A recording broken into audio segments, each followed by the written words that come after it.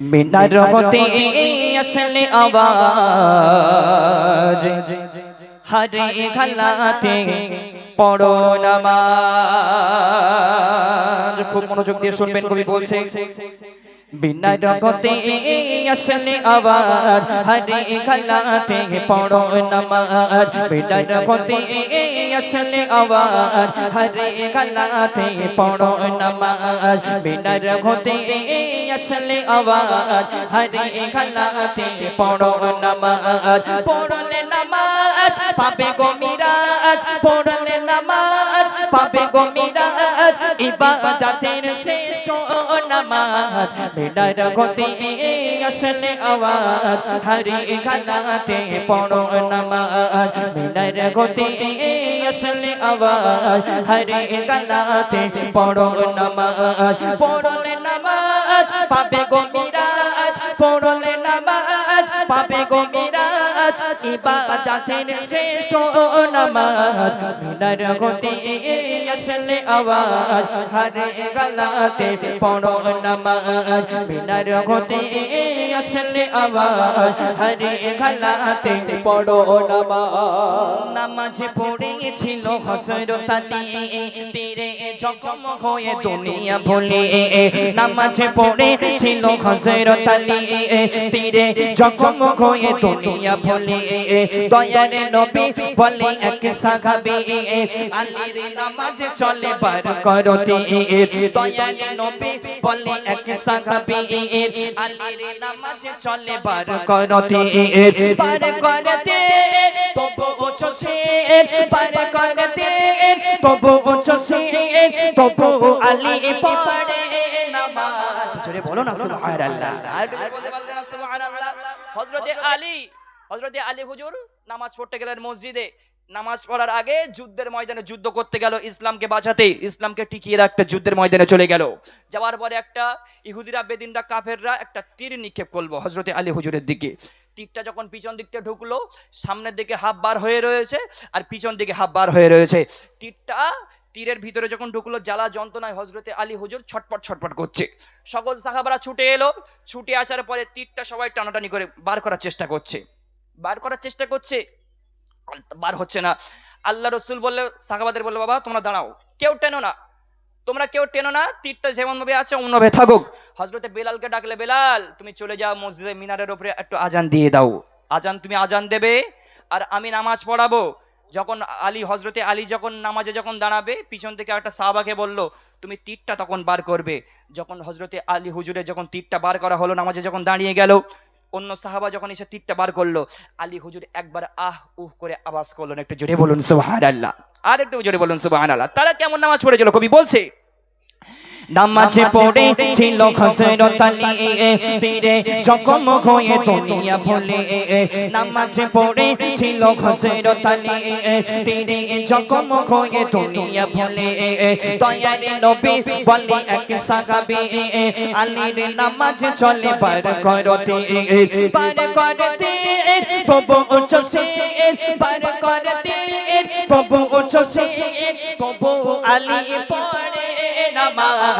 বিনার গতে আসলে আওয়াজ হরে গলাতে পড়ো নামাজ। বিনার গতে আসলে আওয়াজ হরে গলাতে পড়ো নামাজ। পড়লে নামাজ পাবে গো মিরাজ, পড়লে নামাজ পাবে গো মিরাজ। ইবাদতের শ্রেষ্ঠ নামাজ বিনার গতে আসলে আওয়াজ হরে গলাতে পড়ো নামাজ। বিনার গতে আসলে আওয়াজ হরে গলাতে পড়ো নামাজ। তালে ঘাসা গাবি পড়তো সালাত, সবার আগে শেষ করে ইবাদত। তালে ঘাসা গাবি পড়ে নামাজ, সবার আগে শেষ করে ইবাদত। দয়ার নবী বলে ডাকিয়া তারে, সবার আগে কেন যাও গো ঘরে। হযরতে আবু তালহা হুজুর একটা রাসূল সাল্লাল্লাহু আলাইহি ওয়াসাল্লাম, আরো একটা সাহাবা, তিনি নামাজকে কতটা ভালোবাসতেন দেখেন, আল্লাহকে কতটা স্মরণ করতেন, আল্লাহর বিধান কতটা মানতেন, নামাজটা কতটা পড়তেন দেখেন একটুখানি। প্রতিদিন আবু তালহা হুজুর নামাজ পড়তো। নামাজের পরে আমরা একটা হাত তুলে দোয়া করি না, শেষে একটা আল্লাহ দরবারে একটা হাত তুলে মোনাজাত করি। কিন্তু তিনি প্রতিদিন নামাজ পড়তো, কিন্তু নামাজের পরে আল্লাহর দরবারে হাত তুলে দোয়া করতো না, তিনি সোজা বাড়ি চলে যেত। সবার আগে নামাজ পড়ে বাড়ি চলে যেত। কেউ জানে না কেন বাড়ি যাই। রাসূল সাল্লাল্লাহু আলাইহি ওয়াসাল্লাম একদিন তালহাকে ডাকলেন, তালহা এদিকে আসো। তালহাকে যখন ডাকা হলো, আবু তালহা হুজুরকে যখন ডাকা হলো, রাসূল সাল্লাল্লাহু আলাইহি ওয়াসাল্লাম বলছেন, তালহা তুমি নাকি প্রতিদিন নামাজ পড়ো কিন্তু দোয়া করো না কেন, সমস্যা কি তোমার? আবু তালহা হুজুর সেদিন কি বলেছিলেন জানেন?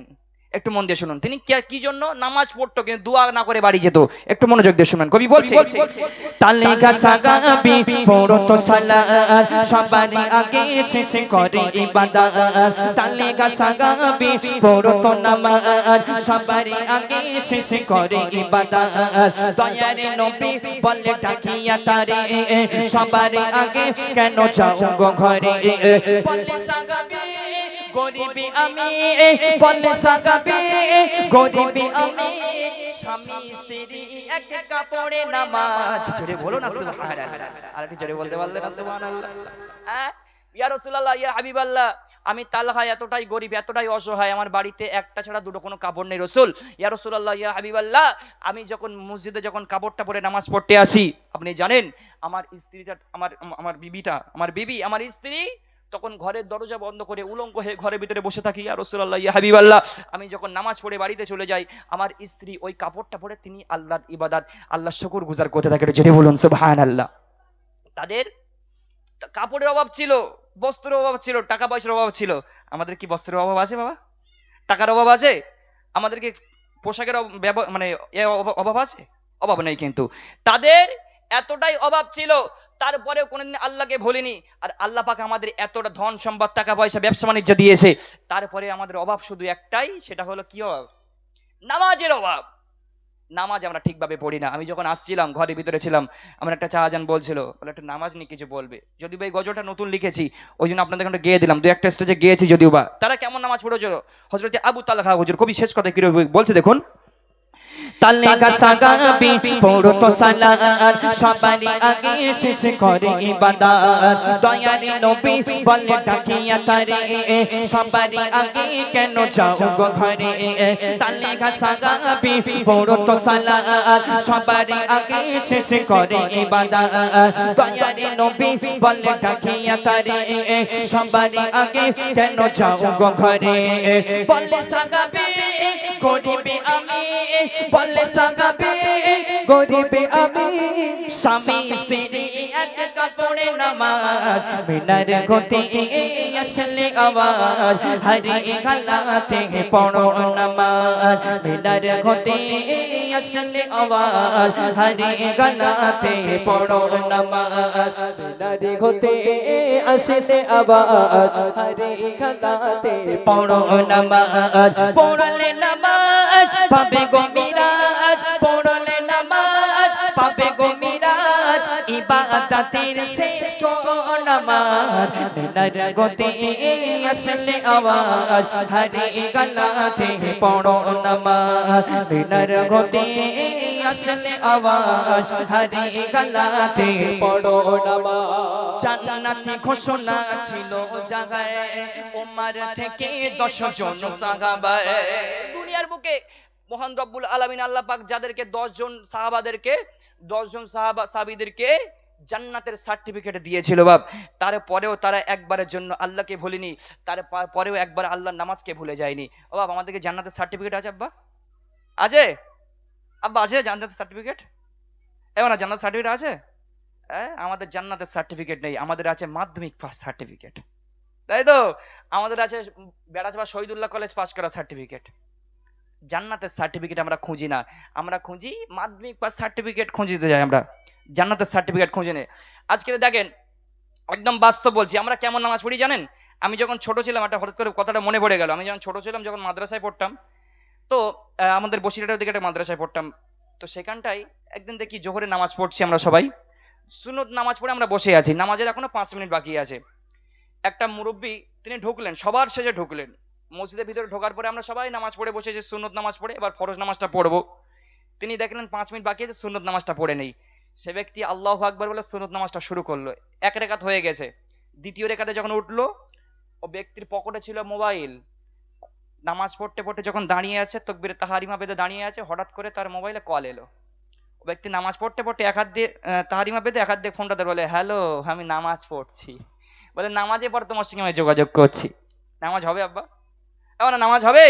নামাজের ভিতরে যদি বলি আমরা নামাজ পড়ছি, নামাজের পরে তোমার সঙ্গে আমি যোগাযোগ করছি, নামাজ জীবনে তো না, সারা জীবন যদি নামাজ পড়েন জীবনে নামাজ কবুল হবে না।